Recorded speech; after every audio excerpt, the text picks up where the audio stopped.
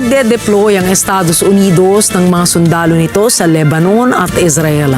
Batay sa isang ulat, imo-monitor umano ng US military ang mga galaw ng Lebanese Armed Forces at Israeli Defense Forces. JC Yumul para sa report.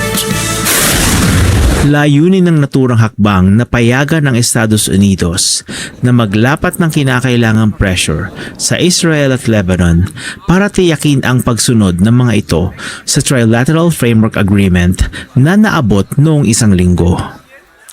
Ayon sa opisyal, walang direktang papel si US Secretary Command Admiral Brad Cooper sa pagsubaybay sa dalawang puwersa. Gayunman, iuulat ng mga opisyal ng CENTCOM sa Trump administration ang anumang mga paglabag. Noong isang linggo, kinumpirma ni State Secretary Marco Rubio na nakikasa na ng Israel at Lebanon ang isang US-brokered framework agreement para sa pangmatagalang kapayapaan at seguridad. Sa framework agreement, ipinananawagan ang pagpapatupad ng marupok na ceasefire sa pagitan ng dalawang bansa.